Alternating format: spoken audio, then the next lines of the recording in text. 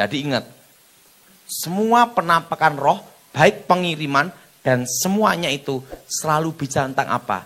Ada tuntutan darah. Nah, bagaimana bisa terjadi penampakan? Ingat, kalau kita mati dalam Tuhan, roh kita langsung kepada Allah. Amin. Karena roh itu milik Tuhan. Setan tidak punya hak atas roh manusia. Karena roh manusia embusan nafas Tuhan. Nah, jiwa ada di mana? Firdaus. Apa saudara? Nah, tubuh ada di mana? Di bumi. Apa saudara? Ada di mana? Ada di bumi. Ada di mana saudara? Ada di bumi. Ada yang dibakar, betul? Ada yang dikubur, ada yang juga kena bom, betul? Betul? Nah, dan pada hari kebangkitan itu yang disatukan. Roh, jiwa, dan tubuh. Nah, jadi ingat saudara, kalau orang dibunuh, yang menuntut itu apa? Darahnya. Mati sebelum waktunya. Karena itulah setan akan pakai itu landasan dasarnya. Kenapa ada landasan dasarnya? Ingat, tempat darah yang tercurah, orang yang dibunuh, maka tempat itu mengandung kutukan. Ingat, waktu darah Habil menuntut, Tuhan mengutuk Kain. Betul? Betul? Betul? Dan kutukannya, tanah tidak menghasilkan sepenuhnya lagi untuk Kain. Dan Kain menjadi pelarian dan pengembara di muka bumi. Jelas? Jelas? Jelas? Nah, kalau penampakan-penampakan roh itu, apakah itu roh manusia? Bukan. Kenapa selalu penampakan itu semua selalu berhubungan dengan roh orang-orang mati? Betul? Terutama mereka yang mati dibunuh. Mati sebelum waktunya. Karena ingat, tempat darah yang tercurah itu, darah yang menuntut itu menjadi landasan, menjadi dasar. Ini saya semua, menjadi dasar. Menjadi landasan untuk awal mulanya kutukan. Nah, pertama, kalau orang jahat dibunuh, copet, rampok, dukun santet, digebukin sampai mati. Nah, setelah itu teroris, tukang bunuh, pemerkosa, dibunuh posisi jahat. Ingat, posisi apa saudara? Posisi jahat. Darahnya menetes. Ingat, orang yang tidak dalam Tuhan, posisi jahat, langsung ke dunia orang mati. Terpisah di antara orang hidup. Tapi ingat saudara, darah yang di situ ada kutukan juga. Siapa yang membunuh manusia, maka Allah akan menuntut. Baik manusia ataupun hewan. Betul? Karena manusia adalah gambar rupanya Tuhan. Amin. Omong sama sebelahnya, kamu bukan monyet.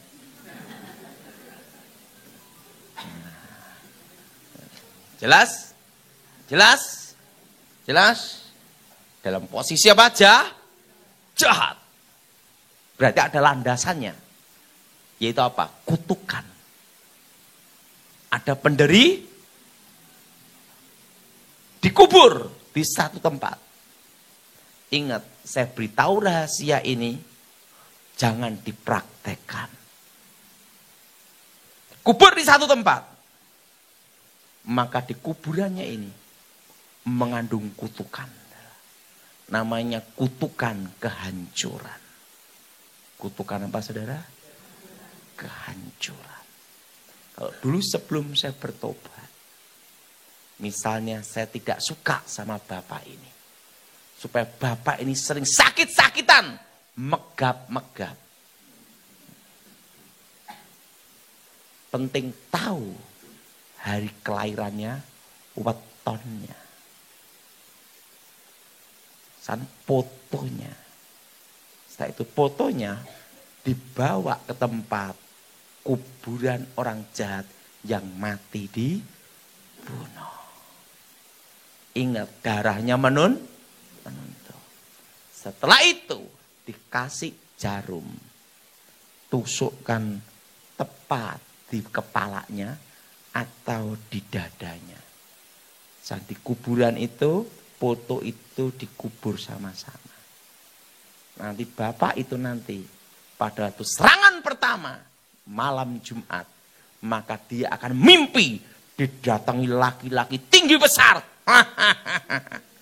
mencekik dia. Nah, setelah itu dia jatuh sakit, posisi mati ndak, hidup ndak. Itu pakai foto. Ingat, jangan diprak.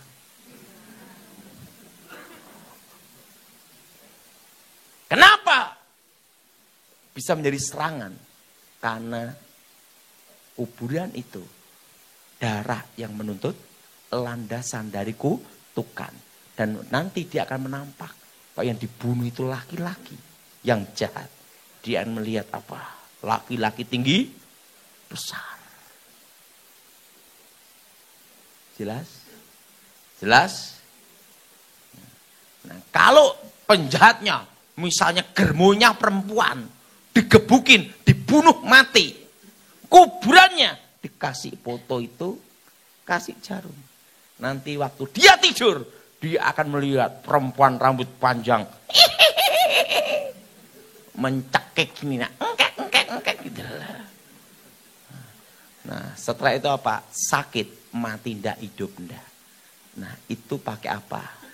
Kuburan. Medianya apa? Foto. Ingat, jangan diprak. Kedua, kalau selain itu pakai jarum, sakit, mati ndak, hidup ndak.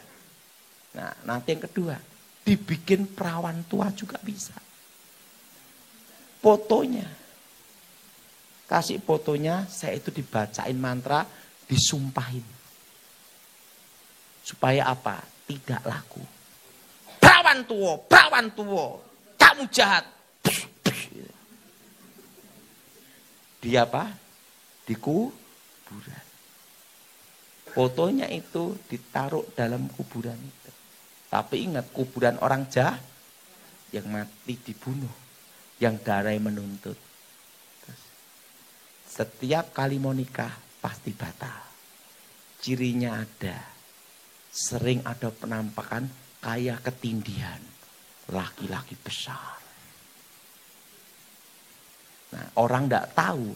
Dikira itu disenangi setan. Bukan. Itu disumpahi. Nah, ingat, saya kasih tahu rahasia ini. Jangan dia apa? Nah, jelas? Jadi lewat apa? Foto. Untuk bikin celaka orang itu paling mudah. Bikin mati orang itu paling mudah. Cukup modal 10.000 racun tikus. Betul? Betul? Tapi untuk menghidupkan orang mati hidup lagi, tidak bisa. Itu hanya Tuhan yang bisa. Betul? Nah, bikin orang celaka itu lewat apa? Serangan ilmu hitam akan terjadi apa? Penampakan. Penampakannya apa? Darah menuntut menjadi dasarnya. Setan suka menyamar menjadi orang yang sudah mati. Jelas? Apalagi landasannya ada jadi. Jadi yang pertama, serangan kuasa gelap lewat apa? Kuburan. Dan kalau tanah itu diambil, disiramkan di depan toko orang, pintu toko atau pintu pabrik. Setahun bangkrut. Itu nanti toko atau pabriknya kayak ketutup ini, kayak kabut. Dan di situ ada penampakan setiap malam Jumat, laki-laki tinggi besar. Jadi ingat, penampakan itu bisa juga pertama serangan kuasa gelap.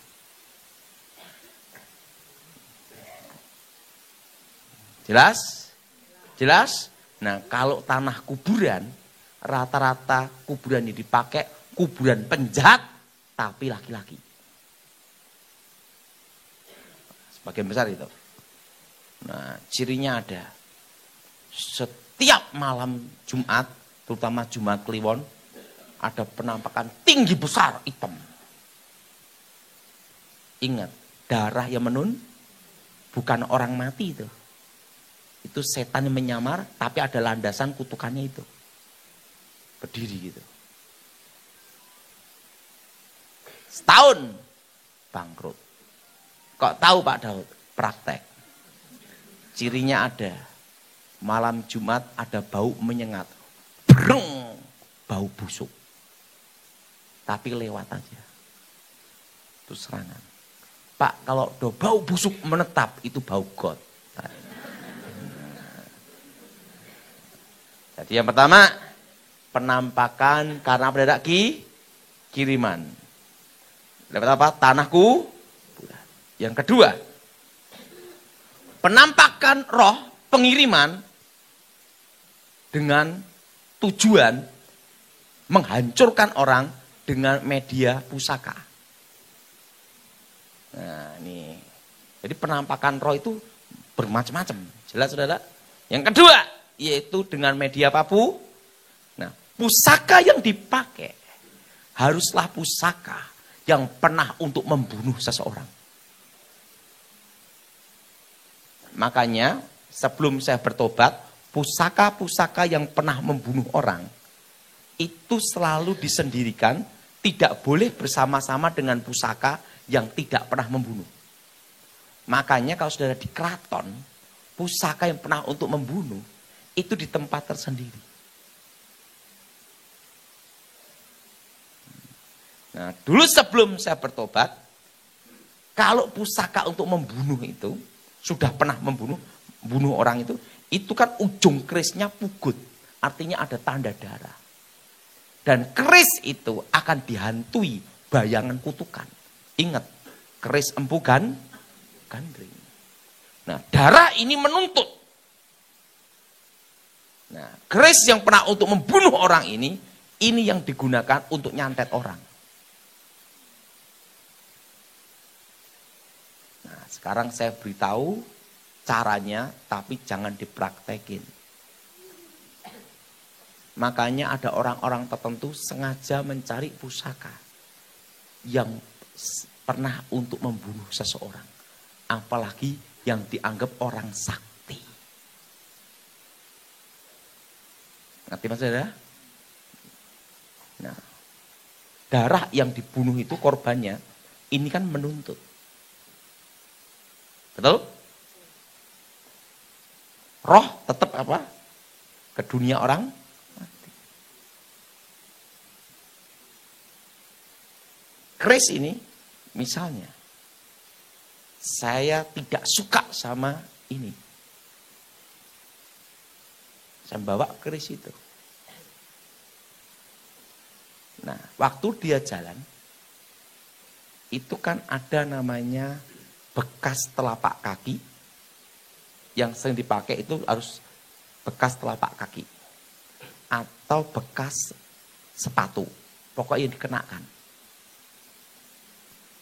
Keris itu atau senjata pusaka itu yang pernah membunuh itu dibikin pangping gini.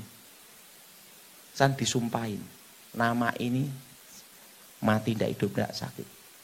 Nanti dia akan ada penampakan roh kayak disiksa roh yang dalam pusaka itu. Selalu penampakannya apa? Ular. Kalau pusaka punya apa, Saudara? Apa, Saudara? ular atau harimau. Ada yang juga kakek-kakek atau nenek-nenek. Tergantung pusaka itu rohnya apa. Jadi apa pakai apa saudara? Set. Tanda. Nah dulu sebelum saya bertobat, misalnya ada kecurian, orang nyuri kambing, bekas telapak kakinya kan ada. Keris yang pernah untuk membunuh orang ini dibacain mantra. Weng, juk, vitamin komplit. Siapa yang mencuri, kamu kejar. Hancurkan, mati ndak hidup ndak. Sumpah serapah diucapkan di keris itu. Nah setelah itu, dipangping gini aja. Itu yang nyuri pasti nanti didatangi roh. Gitu.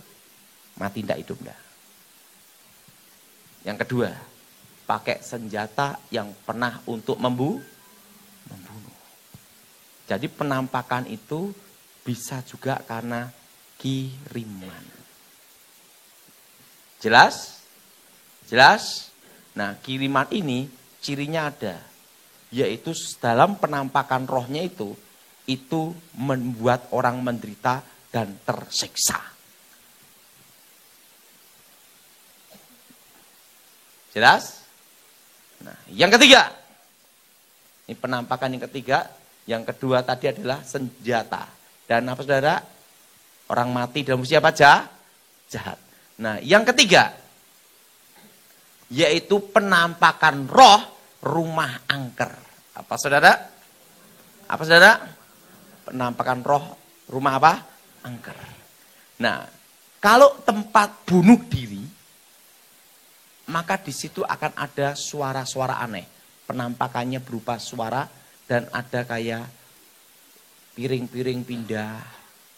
Nah, kalau di dapur kotak ada orang masak. Itu berarti yang bunuh diri pembantu.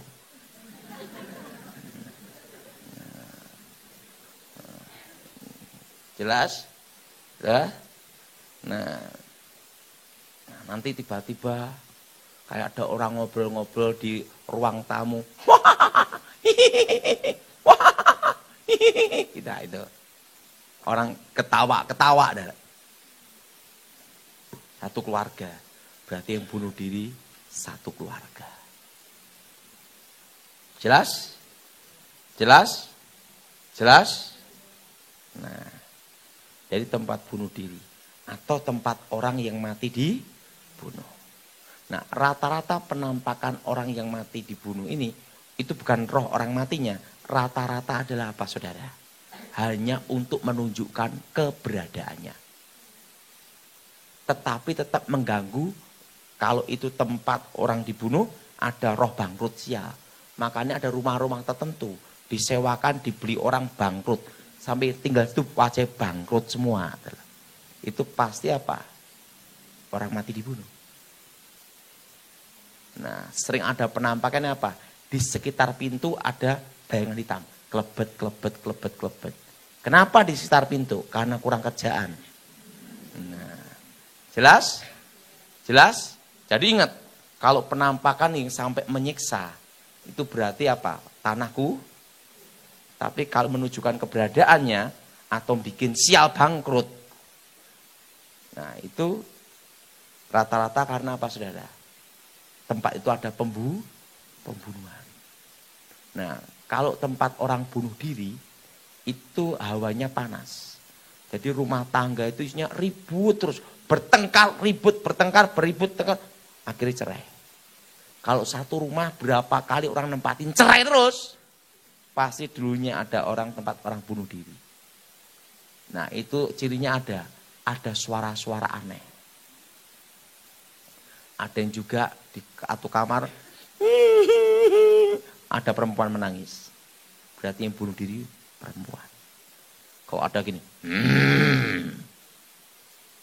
di kamar, berarti yang bunuh diri laki-laki.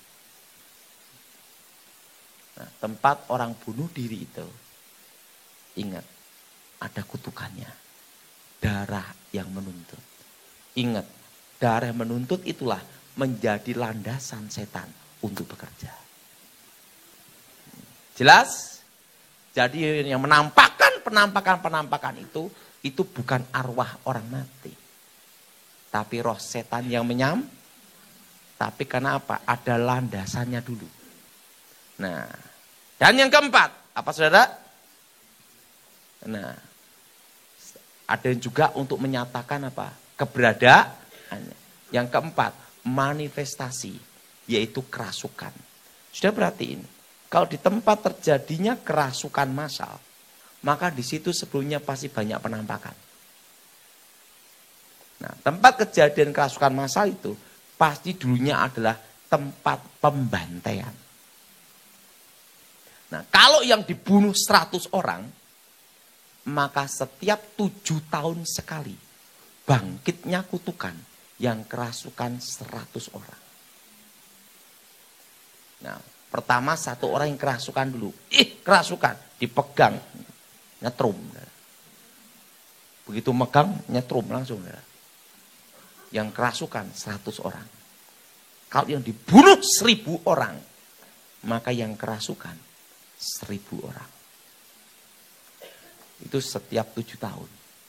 Nah, tempat seperti itu pasti ada, ingat, tempat pembantaian. Nah, kalau yang dibantai itu satu kampung. Dibantai apa saudara? Satu kampung. Maka di situ malam-malam tertentu kayak ada penampakan, kayak orang berbincang-bincang di perkampungan. Maka disebut kampung setan. Nah, ada juga kayak di hutan tiba-tiba kayak ada pasar orang ngobrol-ngobrol, jual beli. Pasar setan. Berarti dulunya di situ ada pembantaian satu pasar. Dari darahnya itu menuntut semua. Dan itu menjadi landasan setan untuk masuk dalam penampakan. Dari semua penampakan setan intinya selalu ada dasarnya dulu. Darah yang menuntut. Jelas? Jelas? Nah, bagaimana cara untuk mengatasinya? Nah, ada juga penampakan melalui perewangan. Perewangan itu pun roh yang dipanggil itu adalah roh-roh yang dianggap sudah mati. Padahal itu bukan roh orang mati, tapi untuk menyesatkan manusia aja. Nenek saya, misalnya, contoh aja Bu, suami ibu ini meninggal. Ibu ini ingin ketemu suaminya yang dibunuh. Langsung nenek saya minta fotonya, baca mantra. Ngeblak. Bangun. Nanti berubah dari suara suaminya. Aku di alam sana, dalam posisi seperti ini. Aku dibunuh orang ini jam sekian gini-gini. Tangkap. Itu namanya perewangan. Ngeblak dulu baru masuk. Nah, tapi ingat kenapa suaranya bisa sama dan persis. Betul? Betul? Nah, sekarang saya kasih contohnya. Saya minta ini ke sini. Saya senang sesama orang pendek. Nah, ini sini. Nah, ini aja. Ini untuk jadi setannya. Nah, saya Glenn, sini Glenn.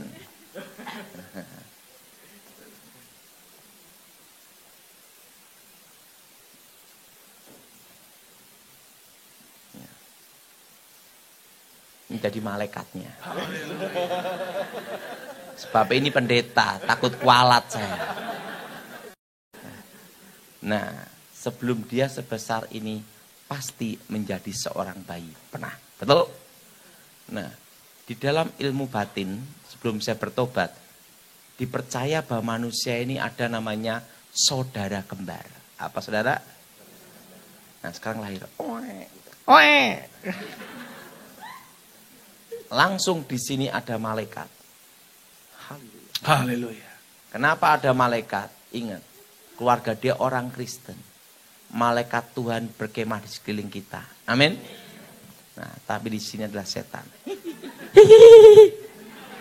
Kenapa ada setan? Ingat, setan seperti singa yang mengaum-ngaum mengelilingi kita. Betul? Waktu usia 1 tahun, roh ini membentuk dirinya sama seperti dia 1 tahun. Tapi malaikat tidak berubah bentuk. Usia 7 tahun, roh ini membentuk dia 7 tahun. Tapi malaikat tidak berubah bentuk. Usia 17 tahun, dia murtad menyangkal Tuhan. Malaikat pulang. Nah, dia bertapa. Maka dia ketemu roh sama seperti dia. Roh inilah yang mendampingi sejak lahir. Wujudnya sama. Dan roh ini pula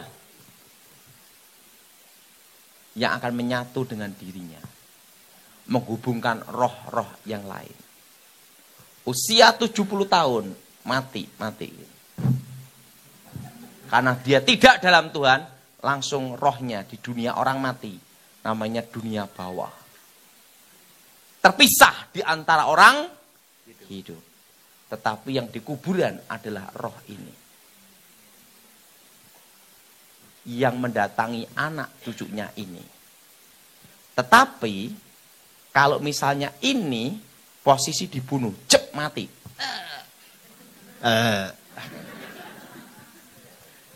Darah menetes.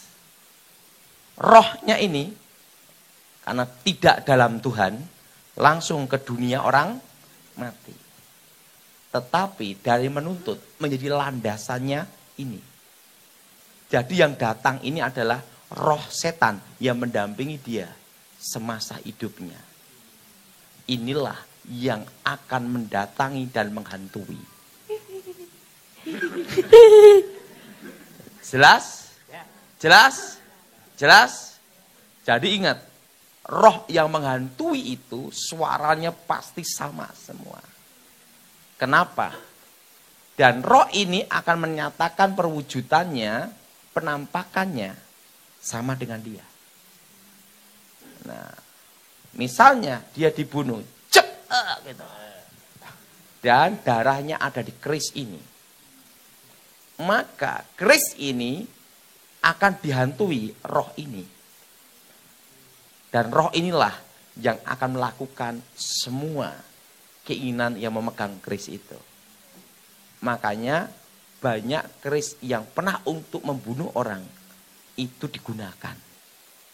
Supaya roh inilah yang akan menjalankan semua misi. Jelas? Nah, setan memang ada kuasa, tapi Tuhan lebih kuasa. Amin. Nah, mari kita buka dalam kitab Ibrani pasal 12 ayat 24.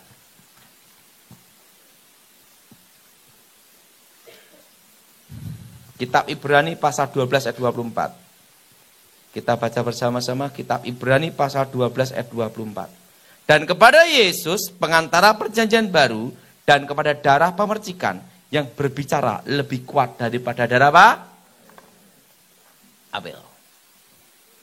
Untuk mengalahkan kutukan darah yang menjadi landasan setan untuk menjadi kutukan dan menghantui, harus dihadapi dengan darah pula. Yaitu darah yang kudus, tanpa noda, tanpa celah, dan tanpa dosa. Amin. Dan di muka bumi ini hanya ada satu darah yang tidak ada dosa keturunan, kutukan keturunan, maupun dosa perbuatan. Dan itu hanya satu manusia, Yesus. Dan posisinya mati dibunuh. Kenapa Yesus darahnya bisa berbicara? Karena Tuhan Yesus mati dibunuh. Maka darahnya bisa berbicara. Nah, untuk mengalahkan kutukan darah, harus dihadapi dengan darah pula. Darah perjanjian. Nah, kalau saudara ada serangan ilmu hitam, serangan kuasa gelap melalui tanah kuburan berupa foto maupun senjata yang untuk menghantui. Ingat, Yang mendatangi itu bukan roh korban. Tetapi setan yang mendampingi korban itu semasa hidupnya. Jelas? Nah, ini akan menghantui. Karena ada landasan dasar yang berupa namanya kutukan. Nah, saudara, kalau saudara menghadapi itu, selalu ada penampakan kayak orang nyekik gitu. Atau menyiksa, mencakar kayak ada binatang. Saudara. Nah, saudara harus hadapi dengan darah Yesus. Ingat, untuk mengalahkan setan, mengusir setan, ada 3. Pertama, di dalam nama Tuhan Yesus. Amin. Kedua, bila ada saudaramu yang sakit atau yang kerasukan setan, olesi minyak dalam nama Tuhan. Tapi yang ketiga, mereka orang-orang percaya mengalahkan iblis dengan darah anak domba. Apa saudara? Dengan apa? Dengan apa? Darah anak domba. Nah, jadi kalau saudara ada serangan yang berupa dari senjata pusaka atau foto yang ada di kuburan, cara mengalahkannya, ikut saya semua. Darah Yesus, sucikan tubuh jiwa rohku. Segala kutukan, segala serapah, segala mantra, kami patahkan, putuskan, hancurkan dalam nama Yesus. Darah Yesus sudah batalkan segala kutukan serapah. Jadi ingat, yang dibatalkan itu adalah kutukan serapah. Karena darah menuntut itu hanya untuk landasan. Kuburan dan senjata pusaka. Jelas? Itu yang perlu dibatalkan adalah apa? Kutukan apa? Serapah. Karena pada itu dikasihkan di kuburan, itu disumpahin dulu. Baru jarum itu ditancapkan. Kalau ditancapkan bagian kepala akan sakit sekali. Tancapkan dada mengkap-mengkap gitu. Diperiksa dokter tidak ada penyakitnya. Santet itu ada berbagai macam jenis. Tapi santet yang tidak bisa dikenali dengan jejak adalah jenis santet yang pakai kuburan. Karena tidak ada benda-benda logamnya. Tapi yang bersangkutan sakitnya setengah mati. Betul? Tancapkan kepalanya nanti akan kayak pecah, kayak melebihi vertigo. Dan datangnya, cirinya ada, mendekati jam 6 sore. Waktu mendekati jam 6 sore, kayak kepala mau pecah. Nah itu. Itu berarti ditaruh fotonya di kuburan. Jelas? Nah kalau yang ditancapkan jarumnya itu di dadanya. Dadanya mengkap-mengkap. Kayak orang sak napas. Dan setelah itu jam 12 malam waktu tidur. Ada menindih gini. Terus bagian dada. 1 titik aja. Berarti itu ada di fotonya ditaruh di kuburan. Nah itu pakai kutukan apa? Serah. Nah ini semua. Darah Yesus. Hancurkan. Putuskan. Batalkan. Segala kutuk serapah. Jelas? Ini kalau menghadapi apa? Foto yang ditaruh di atau senjata yang dipakai di pangping gini. Itu bisa lewat telapak tangan atau lewat kaki, langsung dijejet, bacain mata, serapai. Ingat, jangan dipraktekkan. Jelas? Jelas? Nah, yang kedua, kalau saudara menghadapi tanah kuburan, apa saudara? Tanah apa? Tanah apa? Kuburan. Untuk membuat bangkrut atau mati sandang pangan. Nah, semua rezeki, semua berkat, semua keberuntungan pasti ada jalannya. Betul? Buktinya kita buka toko pasti di pinggir jalan. Tidak mungkin di puncak gunung tengah hutan. Siapa yang beli? Betul? Betul? Nah, untuk matahkan kutukan ini, berarti yang digunakan ada tanah kuburan. Nah, jenis kutukannya ini beda dengan yang pertama. Kalau yang pertama itu menyerang pribadi, kalau yang kedua ini menyerang masa depan. Ikutin saya semua. Darah Yesus buka masa depanku. Darah Yesus buka berkat tempat ini. Darah Yesus buka jalan masa depan. Darah Yesus buka keberuntungan tempat ini. Segala roh-roh jahat, roh-roh setan, roh-roh gelap keluar dalam nama Yesus. Jelas? Kalau saudara punya toko atau pabrik, dikerjain tanah kuburan, setiap pagi sebelum buka toko atau pabrik mau kerja, doa dulu di situ. Darah Yesus buka masa depan. Nah, sekalipun dikasih tanah kuburan 1 truk tidak ada masalah untuk ninggiin rumah. Jelas? Jelas? Nah, yang ketiga, kalau itu rumah tempat pembunuhan atau orang bunuh diri, selalu ada penampakan apa? Bayangan dan suara-suaraan aneh. Ingat, semua penampakan pasti ada landasan. Landasannya, dasarnya ada darah yang menuntut. Dan di tempat darah yang menuntut, ingat, Tuhan mengutuk.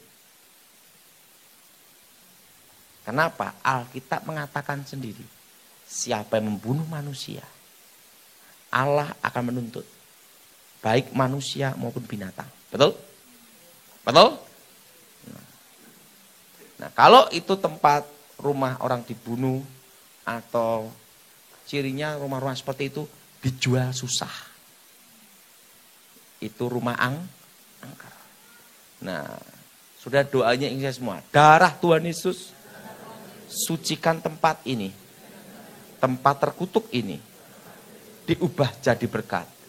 Segala roh-roh jahat, roh-roh setan, roh-roh kutuk, roh-roh gelap keluar dalam nama Yesus. Darah Yesus sucikan tempat ini. Jelas? Nah, kalau tempat kecelakaan mati, dor mati itu, maka di situ ada penampakan orang lewat. Anak kecil lewat, kakek-kakek lewat. Namanya roh maut. Maka tempat itu sering ada kecelakaan didahului dengan penampakan. Penampakannya selalu apa? Korban-korban yang mati di situ. Tapi ingat, itu bukan arwah orang mati. Karena roh itu milik Tuhan. Nah, darahnya menuntut. Setan landasan untuk situ. Maka suaranya bisa sama. Nah, ini semua. Darah Yesus hancurkan roh maut. Darah Yesus sucikan tempat ini. Tempat terkutuk ini diubah jadi berkat. Roh-roh jahat, roh setan, roh gelap keluar dalam nama Yesus. Kalau tempat terjadi pembunuhan massal, terjadi apa? Banyak kasus kerasukan ini semua. Darah Yesus sucikan tanah ini, tempat terkutuk ini diubah jadi berkat. Roh-roh jahat, roh-roh jin, roh kutuk, roh gelap keluar dalam nama Yesus. Jelas? Nah, saudara pernah ada tanya sama saya, Pak Daud pernah enggak pakai anggur perjamuan kudus? Saya akan ceritakan, tapi ini bukan doktrin. Ini pengalaman hidup saya. Tapi ingat, jangan digunakan kalau tidak terpaksa. Kecuali Tuhan sendiri yang perintahkan. Jelas? Jelas? Suatu kali saya diminta ada di Surabaya. Waktu itu saya baru bertobat. Saya itu waktu bertobat, itu saya itu diajar doa itu hanya darah Yesus. Pokoknya kalau kamu ngalahkan setan model apapun, kamu ngomong darah Yesus sucikan tubuh jiwa rohku, dalam nama Yesus setan keluar, darah Yesus sucikan bentengnya aku. Dia ngajari doa itu dulu Pak Stefanus Pinggi, udah meninggal dia, udah dipanggil Tuhan. Nah, dia ngajar saya hanya simpel, darah Yesus. Karena saya ini kalau doa macam-macam bingung. Nah, makanya dia ngomong, dah kamu doa darah Yesus. Ingat, doa itu tidak perlu muluk-muluk. Tapi penting ada dasar dari hati yang benar. Amin. Nah, baru saya bertobat, saya nanganin kasus di Surabaya, di satu pabrik. Dulunya tanah ini adalah tempat pembantaian zaman PKI. PKI dibunuh di situ, digorok di situ. Jadi diangkut pakai truk-truk itu, saya dibikin satu lubang, saya digorok di satu lubang itu. Mayatnya dibawa di truk, dibuang di tempat lain. Nah, lubang itu ditanemin pohon apapun tidak bisa tumbuh. Nah, sama pengusaha itu punya pabrik, dibangunlah pabrik. Pada waktu pembangunan, itu banyak kerasukannya. Banyak kerasukannya. Nah, setelah banyak kerasukannya, tetap sampai jadi pabrik.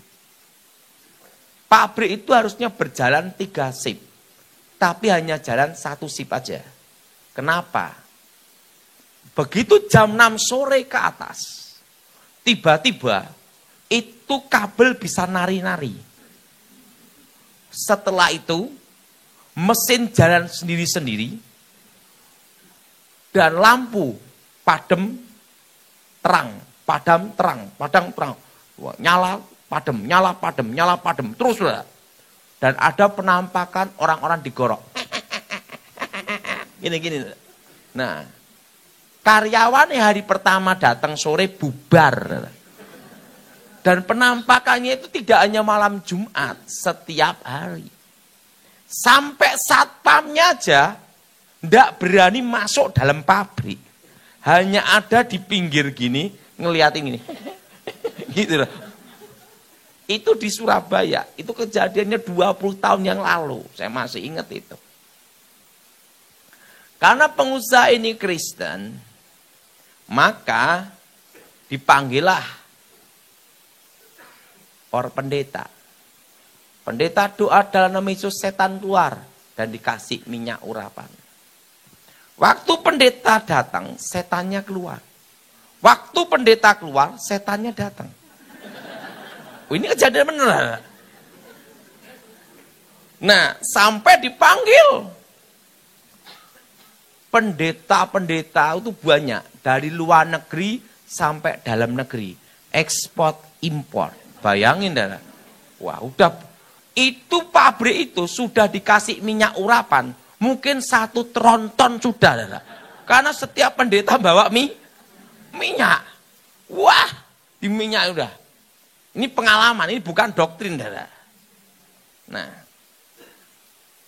Nah, sampai terjadi namanya RUPS, Rapat Umum Pemegang Saham, untuk membahas setan di pabrik. Dah. Itu sampai RUPS. Dah. Karena apa? Kalau pabrik hanya jalan 1 shift, bangkrut, saudara. Karena harus 3 shift. Dah. Karena apa? Kalau mesin itu dinyalakan, kan ngangkat listriknya gini kan mahal. Dah. Nah, kalau setiap hari harus ngangkat terus ya tekor. Dah. Dan 2 shift libur. Dan satpamnya tidak ada yang berani masuk dalam situ. Dah. Wong kepalanya gini-gini terus. Dah. Dan itu kabel jalan senari-nari gitu. Dah. Bosnya yang pertama tidak percaya ngelihat gini-gini, takut juga. Dia lihat sendiri. Jadi bos-bosnya yang punya saham di pabrik itu ngelihat sendiri, ya takut semua. Dah, saya masih ingat itu. Sampai RUPS, bayangin. Dah. Nah, karena apa? Bisa kolab pabrik itu. Dah.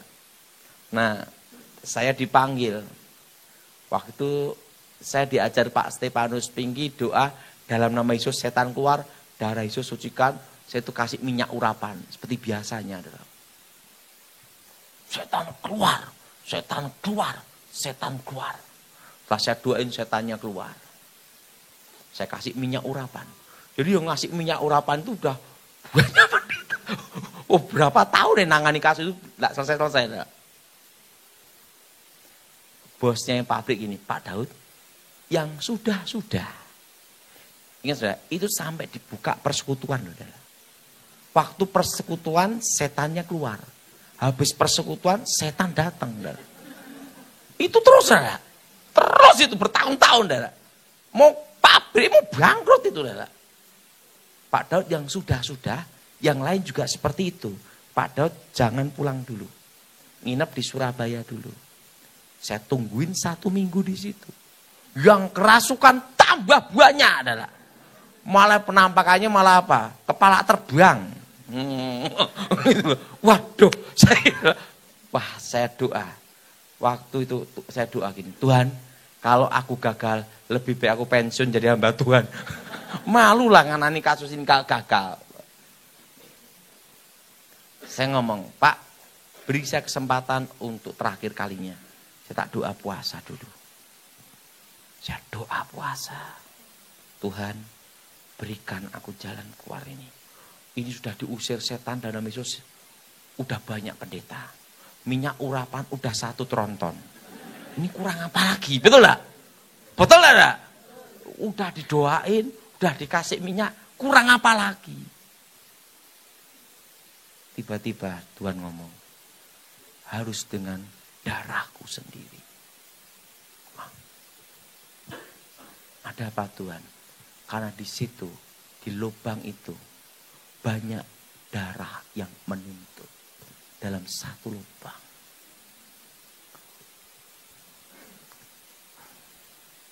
Saya dikasih dalam surat Korintus.